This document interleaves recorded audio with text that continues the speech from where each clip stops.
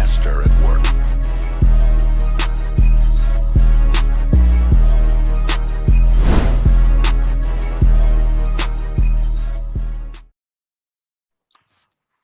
Yo, yo, yo, happy Friday, everybody. Happy Friday. What's good, E? What's up, Michelle? How y'all doing? Chilling, Hey, man. Chilling, man. Happy to be here. How you doing, Michelle? absolutely great. It's Friday. We made it to the end of the week. We're doing good. Talk to me. Talk to me. All right, all right. So we have a really special guest, man. I want to give a quick shout out to Randall and Sanat, definitely for introducing me to Miss Michelle, and thank you for coming out. We have a Team USA Heptathlete, and you just got back from Japan, Yeah. dealing with the Japan Worlds 2025. So definitely wanted to touch on that a little bit later. But I did want to kind of ask, how did all this start? Like, what made you actually get into track? Because I always ask all of our track stars, where did you even come through with this? Like, why did you decide to put so much pain on your body? That is actually a great question. I ask myself that every day. Why did I get into this? But I just was always an athlete, like more so like I just got put into sports to stay busy. So I just naturally had some sort of thing happening always. It was whether gymnastics, I did t-ball when I was a baby, like I did soccer for a while, basketball a little bit, tried my hand at volleyball, like just everything. And so eventually, I grew up in a really small town, so there wasn't much opportunity for stuff like that in terms of like, leveling up and getting to where you wanted to be. And then my cousin was like, hey, you should just try running track. Why not? You're fast like on the soccer field. And I was like, running for fun? Like I'm not trying to score a goal. I'm not trying to do nothing. They just want me to run in circles. And this was my sophomore year of high school, if I believe. And they had us run 2 miles the first day. I said, I'm not coming back. That was ridiculous. But then somebody convinced me. They said, oh, by the way, there's like other things. You don't just have to run, right? You can hurdle, you can jump. And so that's kind of how I got into that, more so the field events. And then I kind of crept my way into some of the running stuff, like the 4x4. Eventually, there comes my soccer background, and I found myself running more. But I always did a bunch of events. If you ask most track athletes, like in high school, they throwing you in everything and anything all the time. So that kind of just stuck with me, and that's how I became a heptathlete. I was always just doing the most and doing all of the events. So um, yeah, once somebody told me I could get a scholarship, I said, bet. Tell me Yeah. how. Tell me where. Tell me when. Hold on. Don't now you can't skip the part where you was traveling like from Port Charlotte all the way across the state, right? You was I going taking was. 2-hour trips or something, right? Going to train. What was that Yeah. about? How did that Yeah. come about? So once, like after my sophomore year of high school, I kind of dabbled. I was like, oh, okay, this is cool. Went back and I was like, oh, I'm kind of good at this. Let me give it a shot, see what I can do. And I got introduced to a track coach, a club coach in West Palm Beach, which is the complete opposite side of Florida from where I grew up. And he was one of the best. He's gotten so many athletes to college from high school. And I needed to learn a little bit better in terms of like technique and stuff like that. And so that's when I found myself traveling back and forth to this coach specifically. And we didn't have club availability where I grew up. There was no track clubs whatsoever, which is crazy for Florida. But that opportunity opened up a whole world in my senior year. So basically, this is like the summer of my junior year, and then going into my senior year, I traveled and I went through all of the club things, AAU, and that's when I found myself jumping more, like learning all of the jumps, learning all of the 400 hurdles, just like just all the things, all the Yeah, things. But yeah, that was a definitely super super important part of getting me to college for sure. that's what's up. So at what point do you realize though that you're like becoming elite? Because I know you said I can go get a scholarship for it. What point do you realize like this is actually a real thing for me? You know what I mean? I think that, let me think. My junior year, I went through AAU again because we didn't have any clubs, so that was the only option. And they had this thing called the Junior Olympics, and so Mhm. you would go to Orlando and you would compete in all these events. And that's when I saw that track happened outside of high school. And then once I started running times that were competitive across Florida, specifically athletes in Miami, that's when I was like, oh, okay, like I can be competitive on another level. Right. And then literally somebody telling me that heptathlon exists and that I can go to college, that's when I was like, oh, okay, that's like an avenue I can take. But other than that, I was really just out there having fun and being competitive, and just like hanging out with my teammates, right? It was very much like a social um, thing. Like it was You do. but you say it so casually, but I like to know. set out no, because it's like you think about people like just going and trying stuff and then like you just become elite. Like you don't just become elite just because I'm just hanging out. We just casually running, and I actually was really good, so I got a scholarship to these major universities. So let me ask you this: so now after you become elite, you're ready to go to college. What offers do you have on the table? Where are you looking to go to at the time? Yeah, so why I say that so casually is because one, I started much later than many people, so I didn't have as much experience in the events. I didn't have as much exposure either. So when it came to like the recruiting process, I had to put myself out there a lot. I relied a lot on that club coach because he knew Okay. everybody and their mama in the sport, and that's when I started taking myself to meets where I can be seen a little bit more. But I had so much to learn. I was so raw, like I didn't know what I was doing half the time. Um, I just tried my best to like listen to the coaches that I had.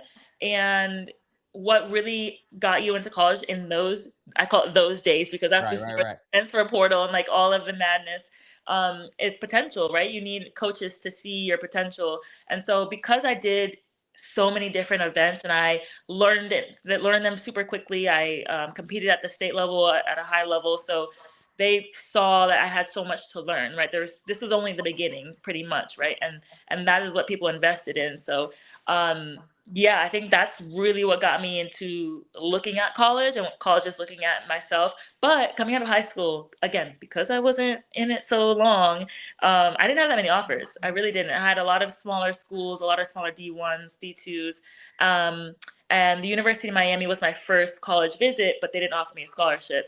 And then I found myself going to Auburn University as my second major college visit, and they did offer me a scholarship. Um, I think that UNC offered me maybe like 30%, something like that, scholarship. And my track coach at the time said, no, we're not doing it. We're not doing it. If it's not a full scholarship, we're not going. So Yeah, yeah. that's where I found myself signing at Auburn University and going to that university. But it was really those particular coaches like seeing something in me and taking a chance that got me to the next level. Oh, that's what's up. That's what's up. Ted, you got something? I will go. I keep going. No, you good. So just basically, we're just gonna, take it from there, right? So with you doing the college scene with Auburn and everything, and just kind of getting ready for a whole brand new event, what made you transition? Like, was there a particular thing that kind of just, turned you off, where you wanted to actually transfer to Miami, or is this just wanted to go back home because you were homesick? Yeah, no, I think that when I went to college, I was there for like the brand new experience. And being at a D1 university, especially SEC, is an experience. Everything is brand new to you. I had never lived outside the state of Florida before, and I didn't know anybody when I went there. So I clicked with the team really, really quickly. And my cohort that year became some of my best friends, people that I still speak to today, go to weddings, things like that. So clicked really Gotcha. well on that front. But I knew in my head that I wanted to do the heptathlon. I wanted to be a combined event athlete, and the program at the time couldn't fulfill that, and coach me in the way that I needed. And so when I wasn't able to do the heptathlon outdoors, that was when I was like, oh, okay. I think that finding an organization or a system that fits me better, it's a little bit more organized, that sees what I want to do and listens, would be a better fit. So that's when I made the decision. It was really, really hard to Mhm. transfer. My coach, the club coach that got me, into university, he had to really convince me, Michelle, I know you like it here. I know you've made friends, but you have so much potential, and you need to look at a program that will help grow that. True, true. So, but Auburn, I listened to one of your other interviews. Auburn didn't have the multi though, right? They didn't have the thing that you was looking for, right? Is that what Yeah, that's? they had a combined events coach, but they weren't really too sure who I should work with at the time. So I was finding myself working with the hurdle coach and then the jumps coach who initially recruited me, but they had a combined events coach. and they had a couple of other females who they were like dabbling in the combined events, but they weren't really sure, what we were going to be able to do. And so, yeah, I didn't have a multi going in there, a combined event athlete that was doing the heptathlon before myself. So I think that we were kind of all just trying to figure it out pretty much. Is that normal? Is that normal to like is there, when you said a multi coach, is that normal just to have one single coach, or do you have like multiple different coaches across, I guess, each event that you're doing? Is it? Yeah. Yeah. I think that it just depends on the university, it depends on the program and who's running it. But typically, you do have one coach that coaches the combined event athletes. When I went to that school, I did find myself like bouncing back and forth. But I also went to the University of Miami and had one primary coach, but I worked with all of the coaches: the sprint coach, the throws coach, and then the jumps coach. So it just depends on where you go and how they run the show, basically. Got you. Got you. Okay, so progressing from there. So now you transfer from Auburn to Miami, right? Just talk to me a little bit about like the experience now, because now you're actually in track doing something that you love. You're in the event that you actually chose. You decided to chase that journey. Like, so talk to me a little bit about the experience in Miami, not just track this, track that, but like how was it? Like, how fulfilling was it as you were walking and figuring yourself out as a younger athlete? Yeah, I think at Auburn, I was really looking for growth in my event, and I competed at the SEC championships, and it was so difficult to go there and not necessarily feel prepared to compete at that level. I was doing the 400 hurdles, I was doing the 4x1, I was doing high jump. Like, it was just very random, it felt like to me. And so I was looking for a program that was established. They had University of Miami had just won ACCs indoors, and they were looking, really, really good and building a team. And I was excited to enter that and to be able to find a program that created champions on any level. So when I got there, I was really, really happy to be greeted with a coach, an Olympic coach, right? A coach that was one of the best in the world at what she does. And to have a multi coach that was really, really focused on the combined event athletes and growing the heptathletes. And so I was, back in Florida, but Miami is extremely different than the west coast of Florida. Absolutely. Really, it's different than any place in the Absolutely. world. So I did feel like I was entering a new place that I had never been before. Even though I grew up like a little bit, I was born a little bit more north of here. Um, Gotcha. it still was like a different version of a city that I hadn't seen before. So entering it, I was excited. I was, nervous, but I was really, really hungry, and I was determined to make it a good experience and to make it worth it. Right, leaving the friends that I had made and the comfortability of the Auburn, which I had grown to like in some regard. Yeah. But yeah, I think that the competitive edge, I think that the training environment, the track is beautiful.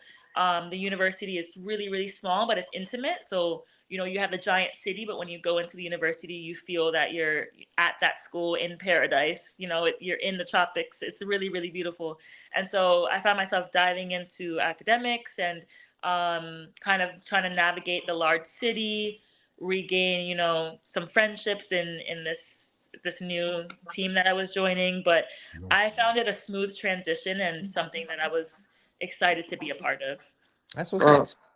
nah, it's just a quick comment. Like, man, shout out to you for going to like a smaller city in Florida, transitioning to Miami, and still completing your degree by being in Miami. Because there's so many distractions over there for people that never been and you've never experienced it. To still be locked in academically, shout out to you, because it's just not just about achieving everything you do athletically, but just getting that degree as well. You know what I mean? So congratulations to you for that. Yeah, Yeah. it was hard. It was quite difficult. I knew what I wanted to do going into school, right? I had one focus, and it was process of elimination. Did not like math, did not like science. Okay, let me go writing and reading something. So Yeah, once I got into it, I found a lot of interest. But the thing about Miami is there is there's things to get into if you're looking for it. But if you're not, sure. it's a city that offers, great food, great vibes, chill environments. You just have to know where to find them, and you know Gotcha. get caught up in the craziness of it all. So Understood. Now you talk about being different. I know it's a big difference from Auburn. Ain't Auburn in Alabama?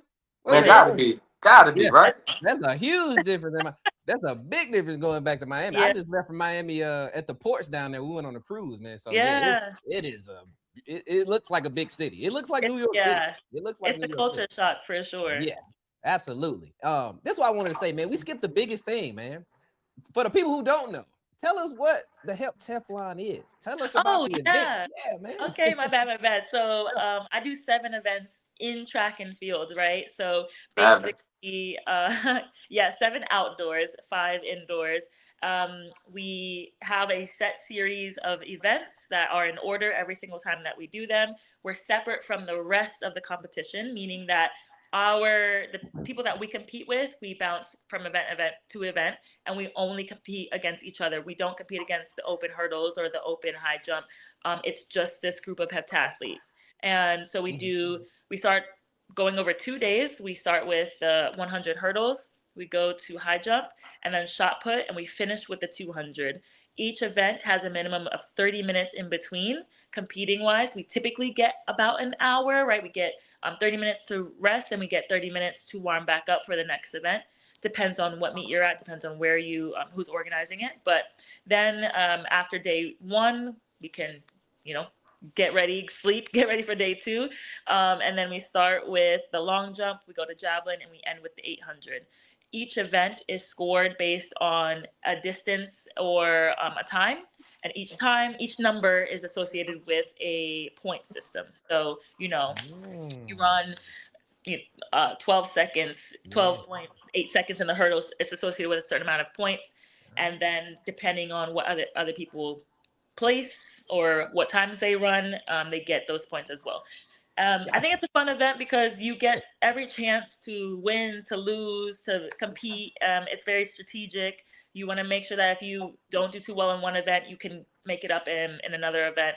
And it always comes down to like the 800 at every single Your competition. favorite event, right? The It's the 800, right? best one, right? Your favorite one. Depends on the day, but not always. More Mm. often than not, the 800 could go. But No, I was wondering. I'm glad you brought up the score because I had that question because I was wondering if let's say for the 100-meter hurdle, if you break a world record, let's say you break a world record in one, does that add value to your point system? So it sounds like it does. Like if you go out there and really, I guess, excel in any events, you get it's heavily weighted. It's not just about where you place at, is what I'm getting oh yeah, it's actually where at. you That's place doesn't matter at all. wow. Like generally speaking, right? If I'm always placing ahead of this one person, Yeah. that I'm always placing second, they're always placing fifth or something. Naturally, I'm going to have more points as we go along because the place that I've got was faster, Right. further, Right. whatever. But yeah, you're always competing against yourself. You're always competing against the clock. So it literally does not matter what anybody else does. In terms of competition with each other, obviously, right? If I beat you, then I want to make sure in the next event you don't beat me by too much, or we kind of go back and forth. It's a competition throughout the entire 2 days. And you That's really, right. really have to know your strengths and your Yeah. weaknesses so that you don't basically screw yourself over. It can be hard to dig yourself out of a hole, but it's not impossible. Okay. Mm. So that real quick. So now when you competing, right? Because I know a lot of people like we play a lot of basketball. I like to eat on the full. I like to play ball on a full stomach. I like to go and Okay. I'm gonna eat a big breakfast. I'm gonna drink some apple juice. I'm gonna drink. Yeah. I'm eating right. But some Yeah. people don't like to eat before they compete. What is Yeah. it for you in these days? Because you do what 4 events one day and then 3 the next day. Yeah. Yeah. So how are Yeah. you eating like leading up to and in between each event? What's your diet like? Oh, fueling is like the most important thing. I would say it's fueling mental health and then your physical like readiness, because if your body is not prepared to expel that many calories and you have nothing coming in or nothing left at the end of the day, you won't perform as well, right? Your body is breaking down in real time. So I personally really like to carb load before the day before so that I have a lot of Store. energy. Yes, something to burn in my system, and then the morning of, I try to eat as much as I can as early as I can. Um, Obviously we start fairly early depending on the competition. So I'm not waking up at 5 a.m. to eat, right? Like a hard Right. breakfast. But I try to eat as much as I can so that it lasts me at least to the middle of competition. Our competition days can go from like 10 a.m. to like 8, 9 p.m. So it can be a really, Jesus. really long day. I'm packing snacks. I'm packing, a PB&J sandwich. I'm packing pretzels. I'm packing fruit, everything. And I just kind of have to eat strategically throughout the competition, depending on what event is coming next. Yeah. So Some with that, I'm are listening. than Go others. ahead. I'm sorry. No, I was gonna say some events are longer than others, so I have more opportunity to snack as I'm going through that competition. But like, say for example, high jump, I don't typically eat throughout that event just because it's a little bit more fast paced. And Yeah. while while the competition itself, like the high jump comp, can last a long time, you Mhm. yourself are jumping more often than not, and you don't want to jump like on a heavy stomach if that makes sense. No, it does. It makes perfect sense. So now, in that being said, do you consult a nutritionist at all? Like when you're training, do you have a nutritionist or a dietitian or somebody that's advising you on, you know what I mean? Like Yeah, letting you know. I Go don't ahead. have somebody that I've worked with for like a long period of time, nonstop. But I do work with USA track and field nutritionist or dietitian just to help with preparing, especially like a week leading up to the event and then throughout the event. I very much, have a very strict. I don't want to say strict. I would say planned out, method of how I'm gonna fuel myself. Mhm. I just want to really, really make sure I give myself the best chance because the last thing you want to do is be dehydrated and malnourished as you're going through. You will feel it. Yeah. Trust. I know it. Go ahead, Ted. My bad, man. You know I get to going. I'm listening. Nah, bro, you good, you good. So, but obviously, just a small comment, like you got to be able to prep correctly because you don't want to overcompensate as you burn all those calories on your first day of the event, and then the second day of the event, you kind of like neglect yourself because you're tired, dehydrated, you're not feeling, well or Yeah. whatever the case may be. Um, you know, dealing with all that, you kind of sound like you answered your question. You like the 7 event more than the 5 event as an athlete in general? No, I actually love indoors. I don't do it very often because our schedules are insane, right? Why would you Okay. compete in September when Worlds is in March? Like the downtime and then the prep time, it doesn't always make sense for a heptathlete. But I do love indoors. It's one of my Okay. favorite I five just events. wanted to debunk the rumor. That's all. And then, Thank you. obviously we've been in close contact in regards to setting up this date and being able to have this particular interview. But also, just as a follower of your journey, you have been rehabbing super, super, super hard right now. Um, is there a particular like blueprint to this in regards to like what's difference between what you're doing right now in the gym, cardio wise and stuff like that versus I'm fully healthy but I'm still training for the same events. Is there anything different that you're doing?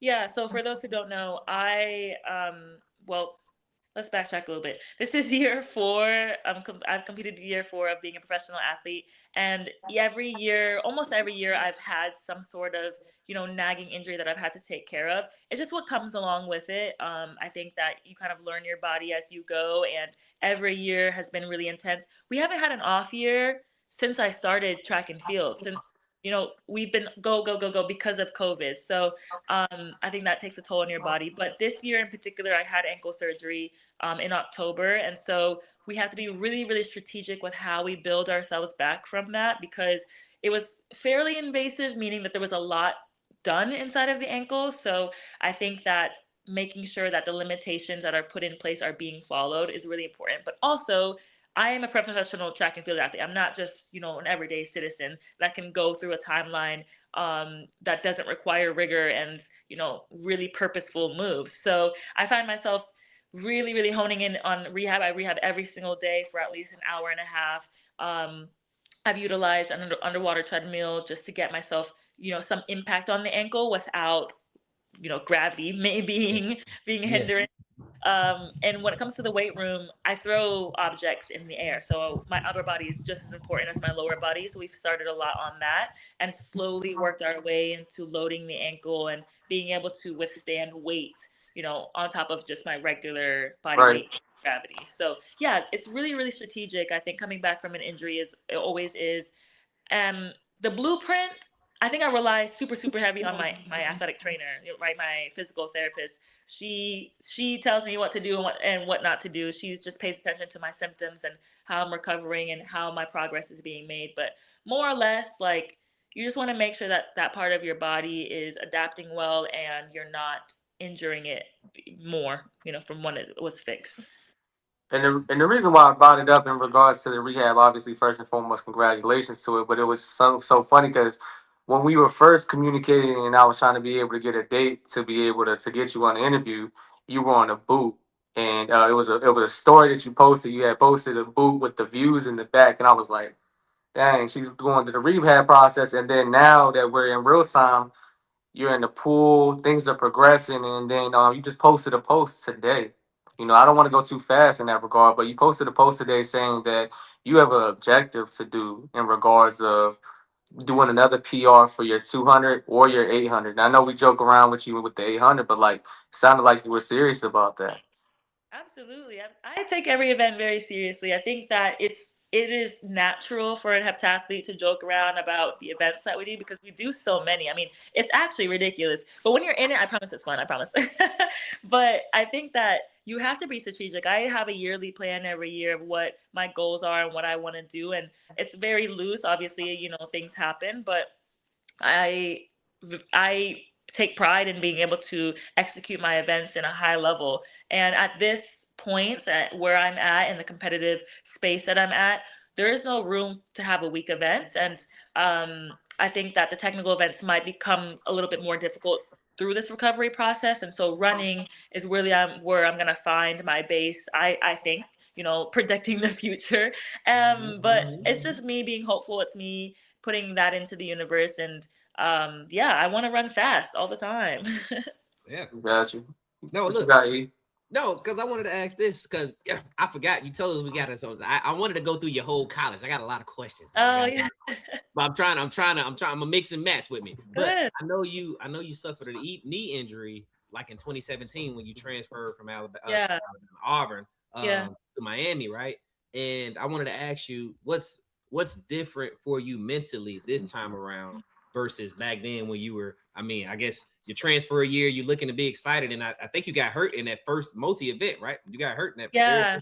yeah. So Yeah. what's different for you mentally this time? How how have you grown since that injury? Uh, I mean, I would say I'm a completely different athlete. Then I was just really hopeful to be where I was, and like I didn't know what the future held. I hadn't done a heptathlon ever, like, so I didn't really know what to expect. I just knew that I needed to get to a point. I knew that I needed to get to be able to compete. I wanted to be healthy enough to provide points for my team and to be an active member. I wanted to get to the point where my body wasn't fighting itself and I was able to compete. But I was just very much like honed in on getting back to being able to start again. Here now, I feel that I've done so much and I know my body better than I ever have. I know that this is a tool to use in the future. I know that my ankle itself is going to be better, than it ever has been because it's fixed. There's no more issues that are lingering, and Mhm. it's a path forward more so than a hindrance and something to come back from. Um, I absolutely think it was the best timing that I could have chosen to have the surgery, and it's an off year. The goals are still the goals, right? We now operate in a 4 years time frame, and where in college it's like, hey, next year we need you scoring points, national champion, please. So yeah, I think that's the biggest difference. No, that's fine. So, oh, go ahead, Ted. No, because no, I'm just listening and just trying to backtrack. And as we're moving forward, like it's this funny little quote that I heard, and it kind of applies to your track careers. It gets greater later, right? So basically, as you start a little bit late as a late bloomer, and then you transition, and then you just continue to go to these particular different events, and your placements getting higher, your PRs are getting better, you're getting stronger all across the board, and now you're at this point. Can you kind of just give me a small review on your experience in World Tokyo 2025? Because it's semi recent and things of that nature. Yeah, yeah, yeah. I have to include the fact that the 2024 trials were one of the hardest things I've ever gone through. Right. Um, it nearly broke me in terms of my spirit, in terms of my ability to be a track and field athlete. Um, I just didn't know if I wanted to do the sport anymore. I didn't know how much more I could put into it than I did in that season. And so I fear that we put so much emphasis on this one outcome that we forget that we're professional track and field athletes. Like just because we don't do something a specific year doesn't mean that when we do it, it doesn't matter, right? I think I That. had to change a little bit of my mindset in terms of the journey that I'm on because I'm doing the same things. I'm doing greatness now, even though it's not at the Olympics, right? So, going Mhm. into the next season, that it took me a really, really, really long time. I would say probably till U.S. trials to really feel confident in my ability to do the sport, to feel like love for the event again, to feel like I could be competitive and that it was worth it. And so I had a bit of more hunger definitely going into going into Tokyo.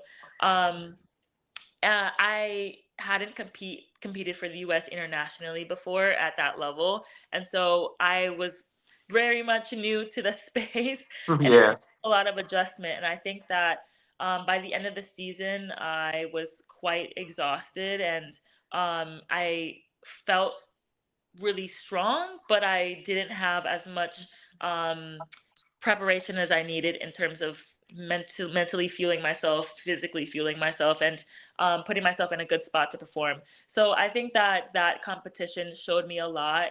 Um, I challenged myself to get back to that space, and I'm really proud that I did. I love that I was able to complete the heptathlon, maybe not in the way that I wanted to, but completing it every single time is definitely an accomplishment. So I think Mhm. that that experience is something I'm going to grow from. I was happy to make it back to that point, honestly. Yeah, no facts. No, that's a fact. Let me ask you this, Michelle. So when did your ankle injury? When did you realize it became?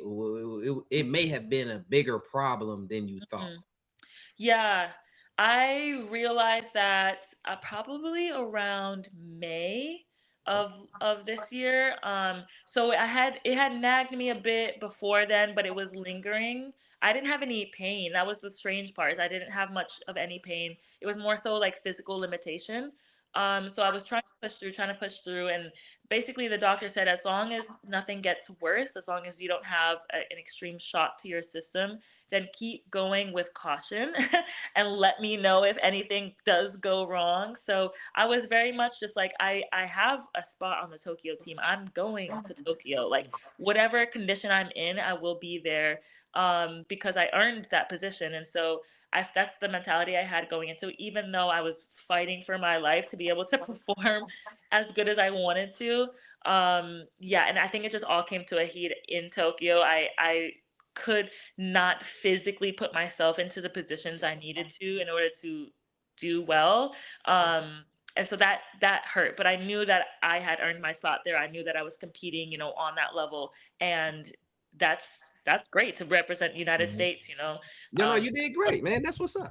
You did great. Listen, I want to ask you this because Michelle, like, you know, when you got hurt, right? You had already qualified because you won the combine, right? You won the Yeah, combined event tour. That was in 2024, right? You had already yeah, qualified. So correct. could you? It kind of goes back to what you were saying. You was like, "Hey, I ain't regular. I can't just sit around and not do some movement. I can't do it." So my question was gonna be, was back in May, could you not have relaxed up until Tokyo? You think that wouldn't have been beneficial? In hindsight, obviously. But Yeah, but yeah. could you? Yeah.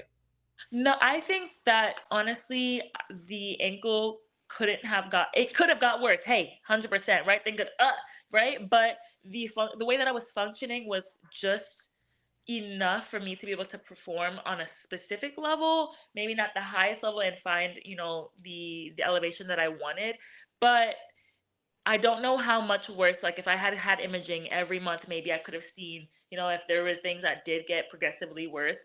But I I don't think so. May is mid-season. That's like Yeah, yeah. prime. Like you can't really back off because you have to prepare for. I had then had to go to a few heptathlons. I then had to, which I played by ear. If I made it through the first one and I felt confident to go to the second one, then I did. Right. So everything was strategic in that regard, but there wasn't really time for it. There wasn't really. I did take precautions. I didn't do things that were unnecessary.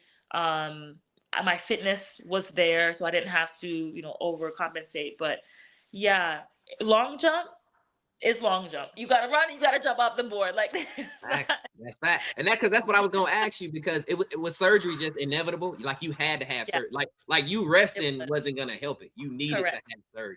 You feel me? Correct. So Yeah, that was my only option. So it was either have it then or have it right after season. And I said I'm gonna try my best to push till after season. If my body forces me to have it before, then I will. But then you would have did yeah, it. pretty That's a pretty fact. much like surgery was inevitable. I didn't know to what extent. Nobody did until the doctor could go in there and see. Um, but yeah, that it was gonna be necessary. Michelle, what is the injury exactly? What happened? Yeah. So turns out at some point I tore some ligaments on the outside of my ankle. They were completely ruptured. And I had some bone spurs because in long jump, you plant with your foot pretty flat. And so my bones that connect from my leg to my ankle were pounding on each other through impact. So I did limit the amount of times that was taking off for long jumps so that I wouldn't have that constant injury. But basically, my bones were unhappy. My cartilage was extremely unhappy. You were in Those pain. Were you in pain? I wasn't in like extreme. I have a high pain tolerance, I will say, Okay. Okay. but I was in extreme pain. I taped up like crazy. Like I did limit the amount of times that I engaged in long jump. I tried to use the Alta G when I could, a treadmill. Things to take off the pounding on the actual joint. But yeah, they had to go in there, clean everything up, repair those ligaments, and so it was quite messy in You there. say I saw somebody said one of the guys you talked to said Mamba mentality. That's it. Hey, That's that you Kobe. have to. You That's that have Kobe to. right there. You absolutely have to. No, Yeah. that's tough. That's Yeah. tough. Go ahead.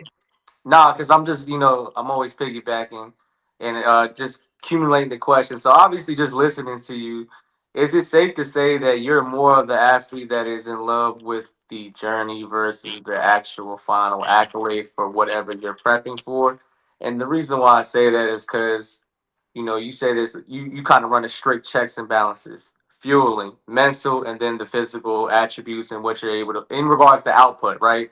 To the actual performance. I get it, with the being a heptathlete is a lot different than just a one event athlete, but the kind of mental fortitude that you put yourself through to kind of be able to go through all that, like you got to give yourself a lot of flowers. So this is more or less not a question, but just kind of saying, hey, you deal with all these different events. Everybody kind of asks you some of the generic questions, the naive questions, but you got to be able to give yourself flowers for being an athlete that actually does multiple events.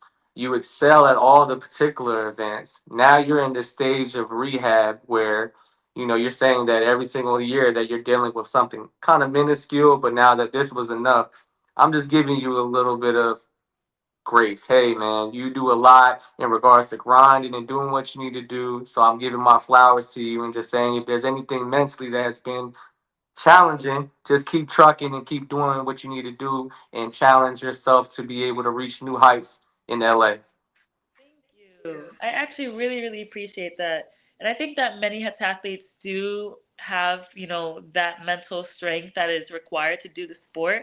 But track and field in general is freaking hard. Yeah. To be very transparent, there's been many times where I thought, why, not only why am I doing this, but am I good enough to do it? Like I have to support myself. Like what is there to show for all the effort that I'm putting in? And without that immediate satisfaction, without winning a game that night, without, receiving some sort of award or, immediate, re- re- I guess, reward for what you're putting in, it can be hard. It can be difficult to think like, am I good at what I'm doing? So can You I say know? something? Can I say Yeah. something? All you got to do is kind of lean over to the left a little bit, and we can just take a look right Go there. ahead, do that Okay, for us. and We you can know just, what? can you just slide just a little bit? Can you just move a little Teddy's bit? point. To Teddy's point, Yeah. I really don't. He's correct. The only reason these are out is because they were in boxes, and I don't know where to put the boxes, and I Hey, borderline don't know where to put this whatever stuff. you say, Michelle, I'm on your side. I believe I'm you. just saying. I believe you. What?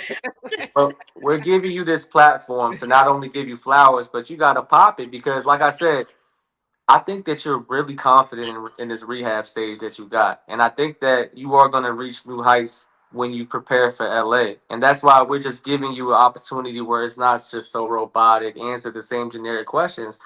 You know, be able to reflect on everything that you're going through, the torture, because like athletes in general, right, are usually prisoners of the word or the idea of perfection. And the things that you guys do on a day to day basis just to be competitive is one thing. But to take it to the next level to be a Team USA representative is a whole different level. So when you ask questions like, you know, when us casuals are watching, we're fans, and you're saying, am I good enough? And what is the purpose? The purpose is all the humongous list of accolades that you've already reached up until this point, the fact that you're traveling to be able to put on for Team USA, to put on for women, to put on for anybody that's down there in Florida, to be able to pave the ways to be women heptathletes. These are the particular questions that get answered by just your performance. But a lot of people, they don't see this because they don't want to have the regular conversation, the human conversation. Hey, you're not just an athlete, and I don't see you that way. But you got to be able to look back at all the accolades and say, hey, I got more than a regular civilian now, and Yeah. you know that's all I'm saying. All I got is a white door behind me. I wish Please. I had, Yeah, we one of are. them You know things. what I'm saying? Yeah. Like, and Please. and, and and and the thing about it is, like, even despite with all you doing this, you don't really have an ounce of arrogance in you, right? You're a very humble person, and I can appreciate that.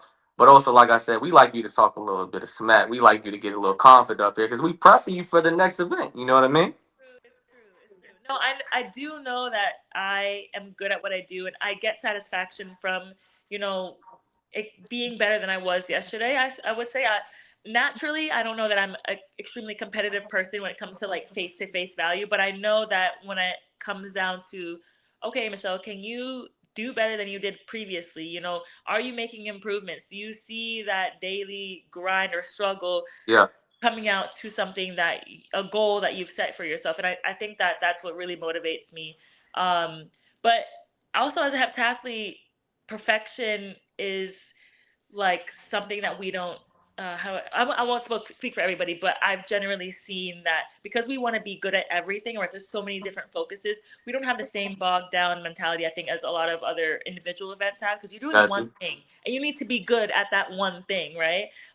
Especially in the sport of track and field, where our result or our awards come every 4 years. For people who are not in the sport, Gotcha. or if you're playing basketball, it's a game every night basically. Yeah, Baseball, same thing. You see the products come out a The lot label. faster.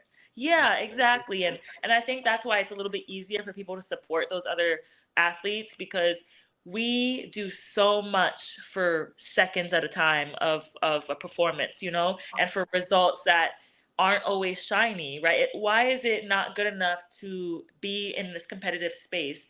Even when it comes to gaining support from, your federation, they're looking at, did you accomplish X, Y, and Z?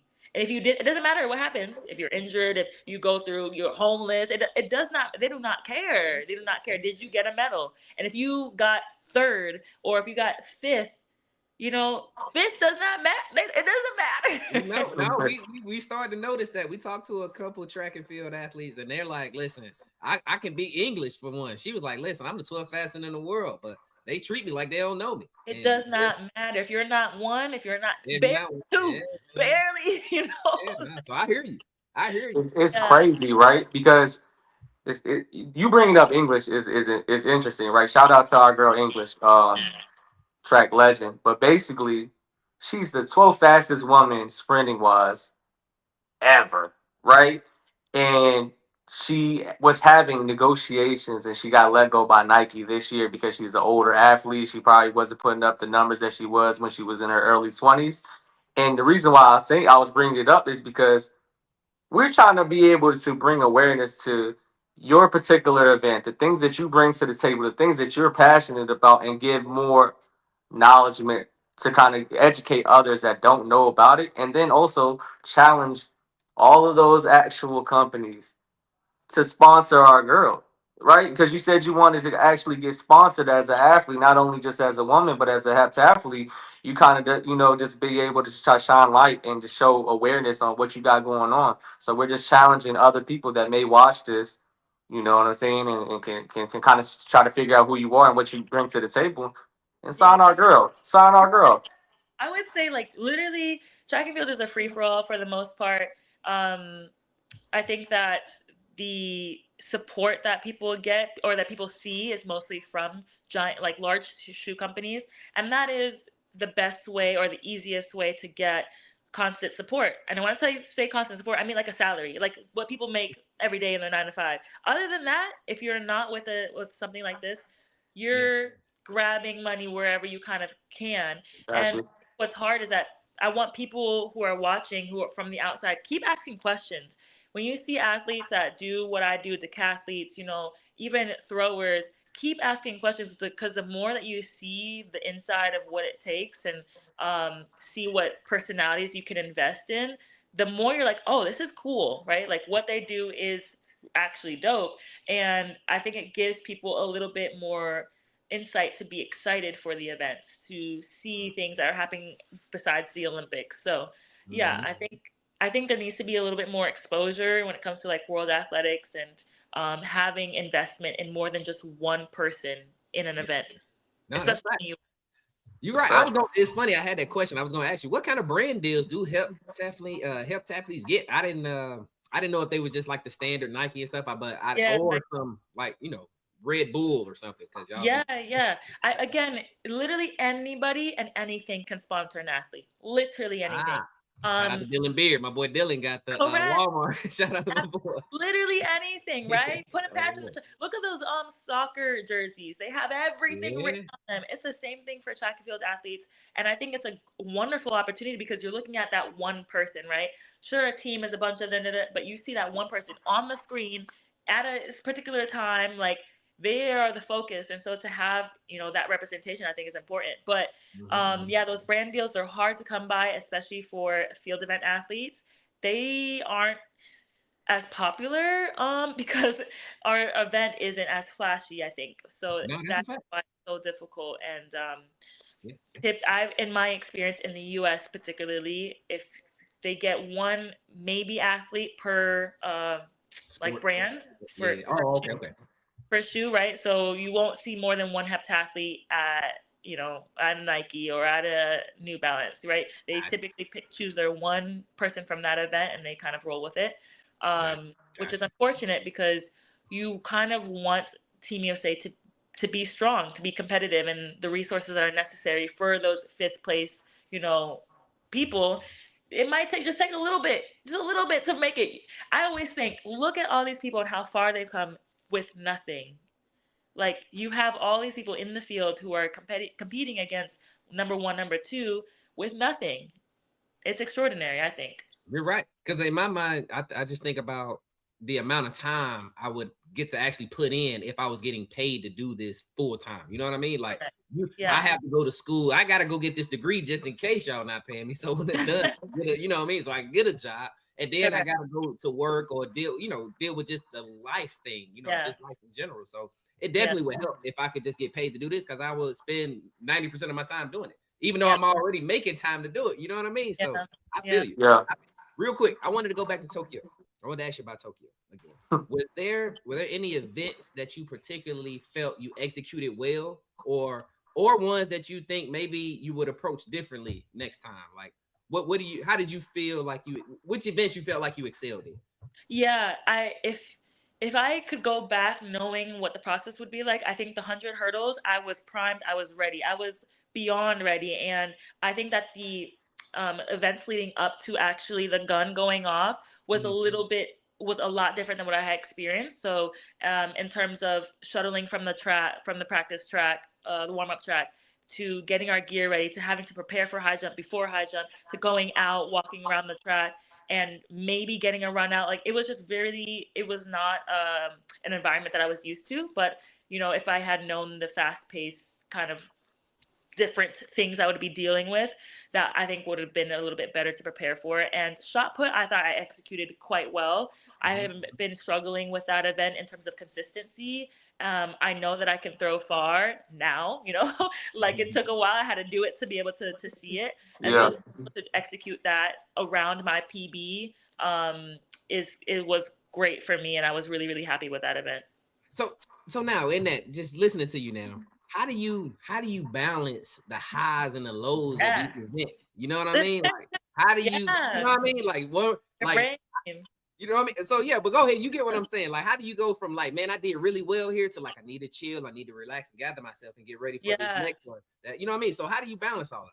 Your brain is a superpower. I'm telling you, mentally, this is what all combined event athletes have to deal with. And it's the first thing I tell young athletes is you have to be able to control your emotions, and you have to be able to deal with them in a fast-paced, closed environment.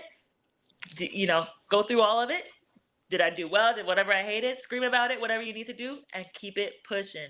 Um, I literally after the hurdles, after I almost fell at hurdle run and I was fighting for my life, I went back into the our holding room and I screamed in a pillow because I was so frustrated. I was so frustrated. And they gave us no time. I'm talking about we crossed the line and they said high jump is warming up. Like go to the event. So it was just extremely like there was no time for processing. And so I had to do it in that very moment. And I think that trying to go into that next event, I was not as I didn't have all the tools I needed in order to reset, and then go again. Again, another challenge that I learned a lot from in that particular track and field meet. Listen, controlling your emotions is a skill. I completely understand. Controlling your emotions and being able to be like, okay, let me go. I'm sorry. I'm Correct. That's good. I got it out. I got it out. Yeah. And genuinely being over it too, though. You know what I mean? Like you Correct. can't let Yeah. it linger because I gotta lock in on this, right? I Yeah. can't let what I just did affect this Yeah. negatively, right? I have to be Yeah. locked in, man. So because the events are completely different, right? Yeah. The 100-meter hurdle is nowhere near close to the javelin. Like I commend you guys on what y'all do, man. Now you talked about brain power. I wanted to get into this. Talk about the brain power it took for you to change legs doing your high jump. That had to take like that is bigger to me than like dribbling with your left hand and you're right-handed. Like that's bigger to me. So how hard was that for you after injuring your patella tendon back then? How difficult was that for you, man? It was extraordinary, and I'm not even gonna lie to you. I struggle with it to this day. I know I've actually jumped higher on my new leg than my old leg, but I've been jumping longer, and it's a testament to my coach, 100 trillion%, because nothing about it feels natural. Literally nothing. And I just am like, okay, I have to focus so much on the drills, on making sure that my body has some sort of automatic execution, because when I tell you like the this isn't right, what are we doing over here, that little creep in your head, it comes in all the time. And I naturally fight the positions that I have to be in order to jump well. So I would say that after transitioning to that leg, 2 years in, I started to get the hang of it. And then I felt like a bit of a setback for about 2 years. And just because you reach a certain level of execution on that side, you then have to adjust. And when you make adjustments in terms of speed, in terms of distance, in terms of takeoff position, the natural ability to do so is not there. You just don't have it. And so, yeah, it's been a journey. It's been absolutely. So essentially changing your leg affected everything else too, you think? Like Yes. That makes sense. I get it. But not, man, it's so crazy because like to put it in basketball terms, it's equivalent to like, so I'm right-handed, right? But so when I do majority of my layups, I jump off my left, right? But that's kind of like saying Well, now you're gonna do all your right hand lay or left hand layups, and now you're gonna jump off your right. They tell you to do that, but sometimes your brain is telling you Yeah, I don't left do it. foot, left layup, left hand layup, and like because like me and EJ, we're both ambidextrous. We can finish with both hands or whatever, Hey, and it's just the fact to be able to do that mentally and remember it to be able to do a performing record. Right, you're trying to get a particular score versus we're just casually trying to get a bucket. Right, and it's totally different because yeah. um I'm gonna be very honest. EJ was above the rim, right? EJ was dunking. EJ was a freak of nature athlete. Me, I'm below the rim. I'm using English off the backboard. I'm using my shoulder, but I had injured my left ankle, right? And I have never rehabbed it the way that I was supposed to. And then, like, I step on a freaking pebble, and my whole ankle feels like wobbly. And the point that I'm saying is now that when I try to be funny and I get back on the court casually as a 30-plus-year-old guy now, I do all my layups with my right hand, with my right leg, because I don't even want to mess with the left one that I never healed. So what I'm saying is, the whole point of me doing this little funny story time is rehab is super, super important for people that are done with the sport and people that want to continue the sport. So, so that's why I said this big shout out to you because, like, mentally, I can't even fathom. That's a fact.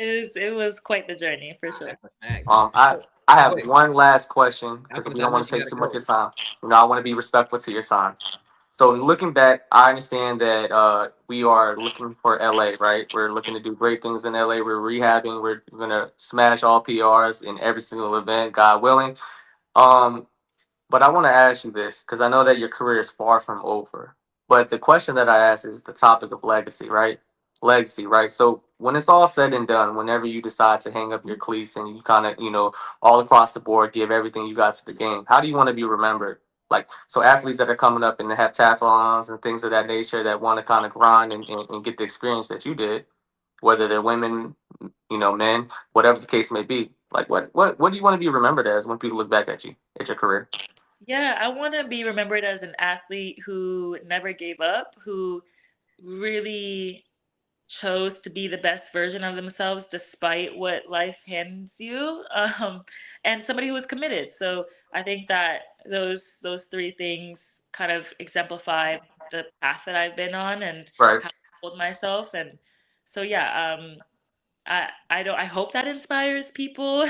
Everybody is different, and everybody's experience with sport is different, but Gotcha. I really, really think that determination, but commitment to determination is what's going to change your outcomes, as a growing athlete. Okay. Cool. Cool. What That's you got, good. East? I got two more. I got two more Go questions. ahead, yeah. We First, flowing. yeah, I know that. Man, Ted seen my list, man. I got like 40 questions. I actually cut it way OD. down. I'm I telling you, cut them down. Michelle. OD. I promise I cut them down. Um, First, what are your goals for 2026 for your upcoming season? What are your goals for? Yeah, I actually my goals I just revamped them. I kind of try to write them down over again every month because of the progression of the ankle. But my goals are to compete in one heptathlon, to get back to running PBs in both of my open running events, and to find comfort in all of my practices, right? So because it's going to feel unnatural for a little bit, that's my immediate goal as I kind of work my way back onto the track.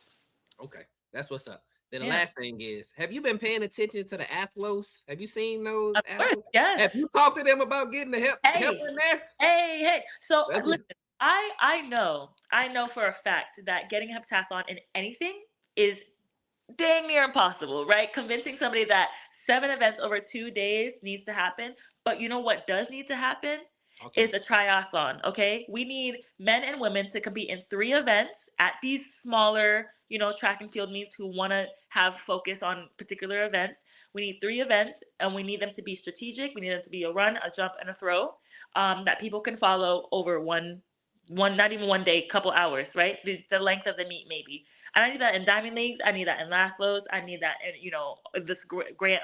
What do they have? The ultimate challenge. Mm, So I think that is a beautiful way to incorporate combined event athletes. I think it's a good challenge. It's something different than what we see, and you still get to be a multi-eventer. So hold on. Now say the biggest thing. we need to get some money. We need to get some of that money on. Because Hey, Atherley out there playing 60 bands. I'm like, all woo, right, woo. right. Brittany Brown I, came out there with 120. I said, God uh, damn. Yeah. absolutely, absolutely. Now, I will say, in the grand scheme of things, like this is what athletes at a professional level should be experiencing. You know, they win in something, compete against some of the best in the world. They should be awarded and they should be, recouped based on their efforts. They're some of the best on the planet at what they do. And you don't see other male sports begging for the 60K. I'm just saying. Either way, to be included in that would be phenomenal, and it's a good start. I think it's an amazing path to go down, especially now and nowadays where people are paying attention to female sports, to women's sports. So I would absolutely be honored to be included and be somebody who can maybe pioneer and push that event forward. What's up? That's what's up. Because I mean, just imagine compartmentalizing one of the 7 events that you do. Get up Yeah, in there, do your little warm ups, come out there, get out your little warm ups, do a yeah, shot put real quick, beat everybody, and then you yeah, look at the cash app and it's 120 bands. yeah. Because that's how they would send it to people too. Cash App. They That's send what Right, I'm saying. Like this right. this sprinter, she just did a sprint. She beat everybody at the Aflos event, and then they had the cash app before she Yeah, even went back to her bench. yeah. That's a fact. Absolutely. Yeah, that's a fact. All Um, right, I'm done. I'm done. I cut off the rest of them. I'm Are you done. sure? you're I was done. gonna ask you. Look, okay, well, since you asked, have you ever thought about competing in the Ironman event? Have you ever thought about doing it? I have not. I actually have not. I Oh, don't know. I because you don't lift. know You used how to lift in high school, didn't you? Yes, yes, I See, did. see, I I did. got a video of you. I ain't put it up here. I had a video. You ain't. You. I had a video. Yeah, that was one of the high school little random, sports I decided to get into. I was a state champion, but I'm just gonna say See? that I don't know what I would do outside of track and field to stay active, but I am interested. One thing I won't do is CrossFit. I'm sorry, can't Okay. do it. But I think that it would be fun to explore, once I do retire, what physical activity looks like to me, because that is important, and I'm looking forward to that when it comes. Fair enough. All right, I'm done for real, Ted. I'm done. You go. I'm done. You done? You done. I'm We muting up. good? Mute up. Let me All mute up. right. Cool. Like I said, I'm pretty much done as well. We covered everything. We just want to kind of just give more of an exposure to you. The whole point of me talking to you is like, educating myself as a track fan as well, educating the audience of everybody that supports me.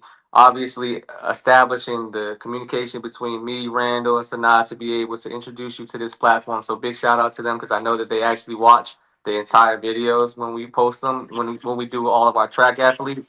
We also want to give you a huge thank you on actually coming to the podcast. We also want to give you a lot of congratulations and good luck moving forward to your rehab process, dealing with LA moving forward, and just any kind of intermediate events that you do in between time to kind of get yourself ready for LA.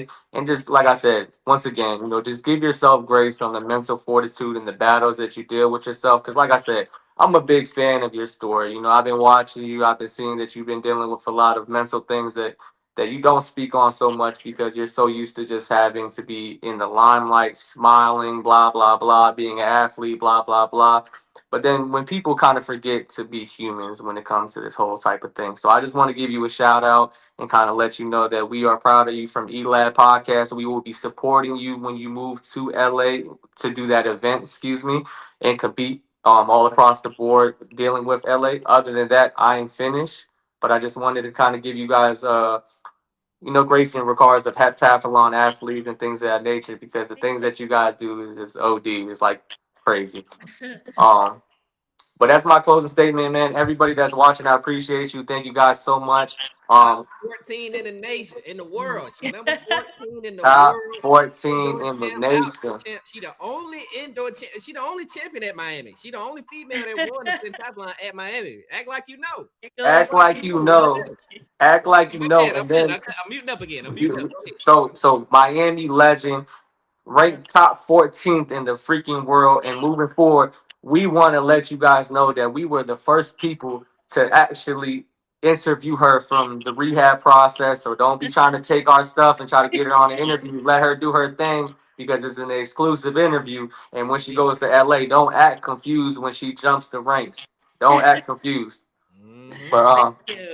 I do want to give us a quick shout out to University of Miami. I mean, an absolutely phenomenal institution with the best coaches in the nation. Hey, I'm biased, but I'm gonna say absolutely amazing. Shout out to my coaches holding me down. It's beyond words, you know, what I can say after all of these years for them being by my side. yeah, Obviously, my PT, you know, I'm coming back, and so she's the best to be dealing with. But yeah, I just want to encourage everybody, no matter like what you're going through, what you're seeing, just work through it, enjoy the process, challenge yourself through it, and just like mentally feel that you are capable, that you're worth it to put every single ounce of effort into what you're trying to do. So that's all I gotta say. all right. Thank you, Michelle. Thank you. Thanks. All right, let me say it then. You ain't signed up Elab podcast on everything, man. Like, We comment, Lab subscribe, podcast on TikTok, everything. Instagram, YouTube, everything. All right, now we go for real. All right.